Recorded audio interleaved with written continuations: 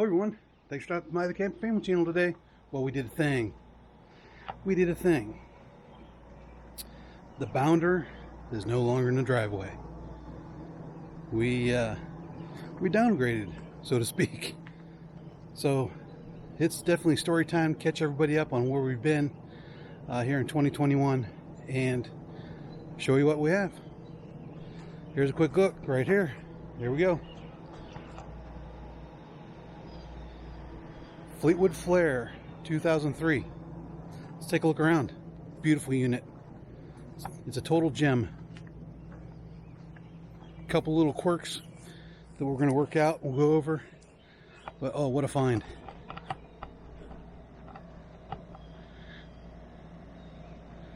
So this is our 2003 Fleetwood Flare. Very nice unit. This is the 33R, 30 amp.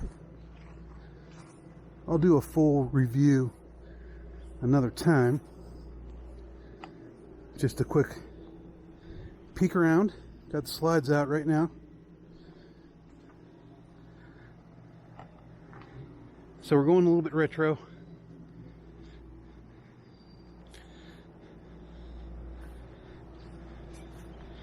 Couple of things that we need to address, as with any aged unit, but very nice, stored in the wintertime. Only 50,000 miles, still on the Ford chassis, which I love. Dual AC, which I have on. It is warm. Let's go inside and take a peek real quick, then we'll do a story time.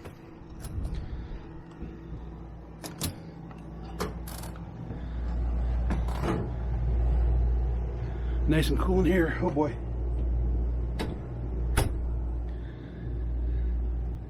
One thing I did like about the inside, it was very similar to the Bounder.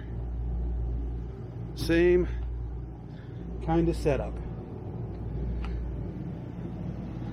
Front, plenty of storage across the top. One thing I do like is the center console TV up here. Definitely easier to watch than where it was in the Bounder, which we couldn't get to if the slide was in. Plenty of storage across the top. Not deep storage, but still filling it up. Captain's chairs, flex steel, still good shape. Imagine that, not peeling. No peeling flex steel. I'll take it. Computer desk. My wife and daughter love it. Didn't have that in the Bounder. Cup holders on the hump. Didn't have that in the Bounder. Another plus. Simple driver's area console. Everything is laid out well. Comfortable to drive. There's an old brake controller that the owners we bought off had no idea how it worked. They never used it. I believe this is a 2-owner unit. Came out of Iowa. The family I bought it off of had had it 10 years. So at least I know kind of the history of the last 10 years with it, which was nice to get a feel for. Unfortunately, it was with a retired couple, and the gentleman passed away either late last year or earlier this year, and the wife couldn't drive it, so they were going to a travel trailer and going to a seasonal site. So pretty good history there. It's nice to know is with them. They were wonderful people. If they ever watch this video, great people. Moving on, old satellite dish. Yeah, I don't know what I'm going to do with that. It doesn't work. It's up there, but I've heard that this model is totally outdated and worthless. It was hard to use. Jackknife sofa, which is one of our to-dos. My wife has been looking for the pull-out bed, which is what we need for my daughter. That munchkin is just too tall for that thing. Overhead storage like I had before. Table booth makes a bed. Love it. More storage on top. We got a goofy mirror here that I think I'm going to take down and put some my daughter's artwork up. So that's in the works. And just moving around. The medic, freezer, you know, fridge works great. Samsung microwave, not a convection oven. That may be another to do. I do like my convection ovens, so that may be in the works. Control panels here, which I do like. Can see when the pump was on. That was something we couldn't see in the Bounder. We had no idea the status of the pump. Simple light tells you it's on. 3-burner stove, good shape. Little oven, good shape. Down here, I believe this is all the circuits. Yeah. Kitchen area, you know, basic. I'm going into a detailed overview, but one thing I don't like about this unit is these drawers are a lot smaller than what we had in the other unit. And the Bounder had 3 nice drawers off the other side of the oven that we used for our pots and pans. So we're kind of looking for a place to put pots and pans. The other owners took out the chair that was there and put in this nice rocking chair, which my daughter loved. So good call on them. They actually gave us the chair, which was in pretty bad shape, and I think that was a great upgrade. Battery disconnects, slide control, simple. Let's go to the back real quick. We got drawers off to the left, real nice, well laid out. Quite a bit of storage. Queen size island bed. Another nice feature. We couldn't get around the bed in the other one. What's this here? Who knows? Overhead storage and speakers back here, which was cool. We didn't have that in the other one. There's a lot of pluses. Nice window off the back. Lets in a lot of light. Got cross windows from each other here with like a laptop work area. Overhead, more storage all over the place back here. There is a place for a TV back here, which I will probably work on at some point. So that's going to be in the works. And just closet space. You know, linen closet. So lots of closet space. Climate controls over here. Like I said, this is for a 2 AC unit. And the rear slide. Bath. Already doing some mods. It had a accordion style shower curtain that I took out. It was hanging low. The top rail was low. I was hitting it with my head. Not happening. So pulled it out. I put in one of those curtain rods that extends out. Give us a lot more room in there. But it is a nice deep basin tub with a seat, which was nice. Newer commode.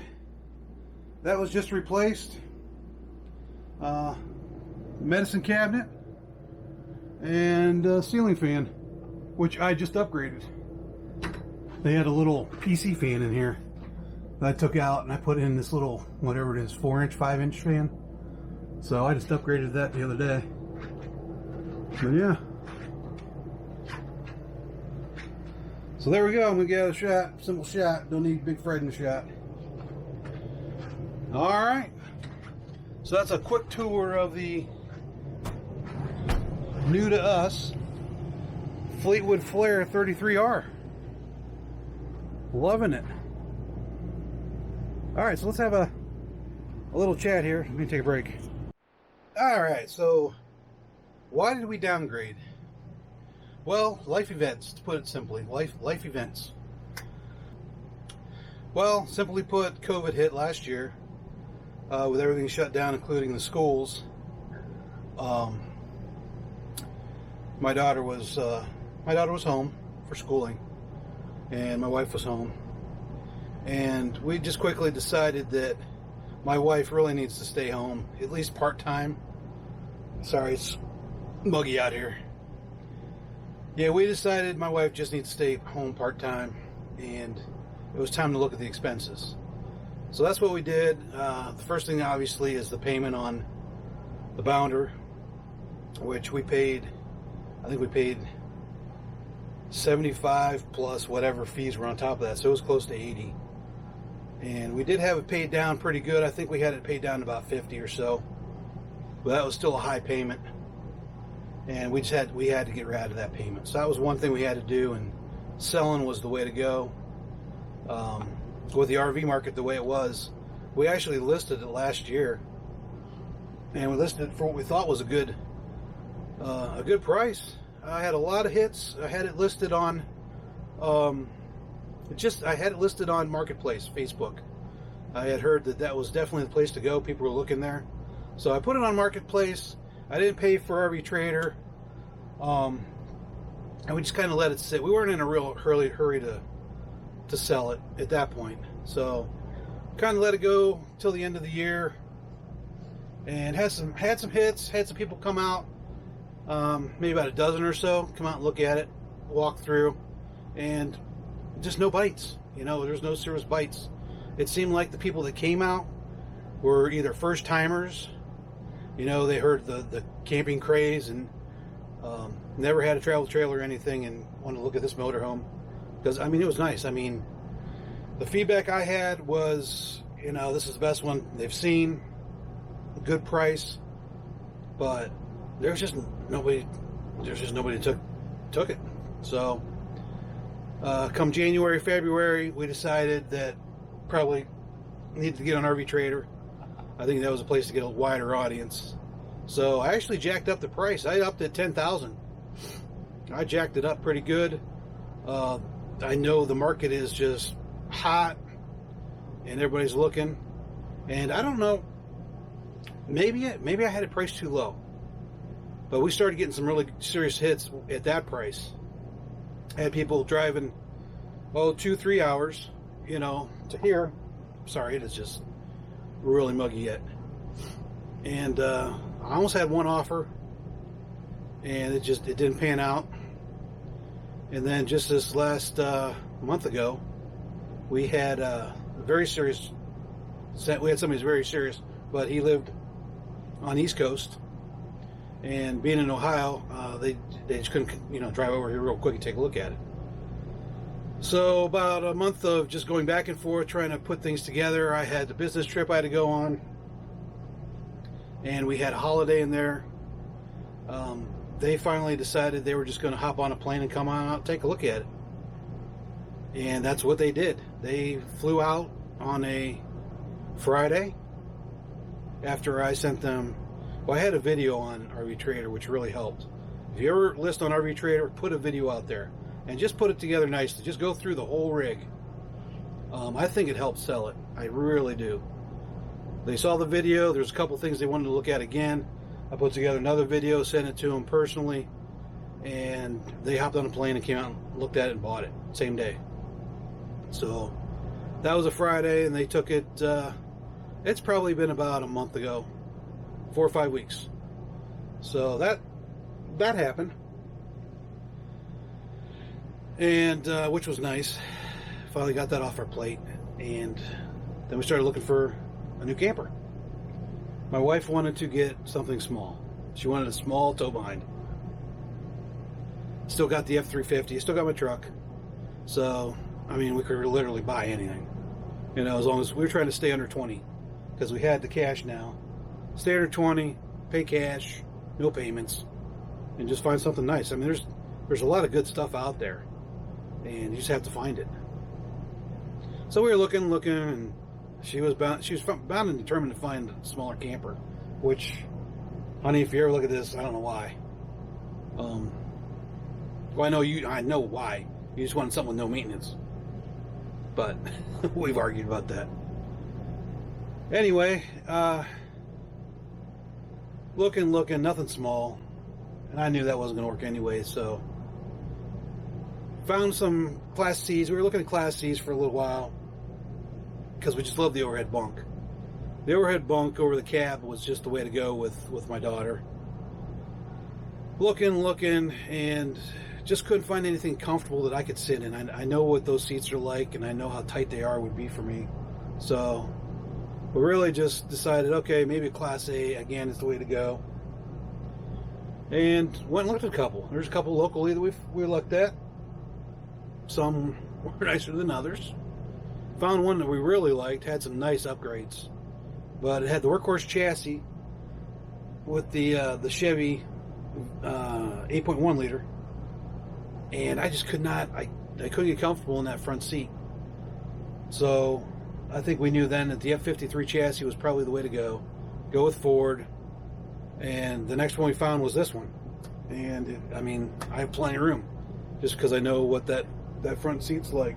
Ford makes a great front end. If you're a big guy like me, that Ford seat right there just gives you so much room. It really does. So if I saw this one, went out, took a look. I went out by myself. My wife didn't come with me on this one, and I was like, honey, this is nice. You need to come see it. He had just listed it on Marketplace about 3 hours before that, and I was the first one to contact him. So he listed it. This was like, must have been a Saturday or Sunday. Yeah, it must have been a Saturday. He listed it. I instantly sent a message. I wanted to come see it. And I went out and saw it Sunday morning. Yeah, that was Saturday, Sunday morning. And instantly called my wife back and said, you need to come take a look at this. And she came out, looked at it. We were like, sold.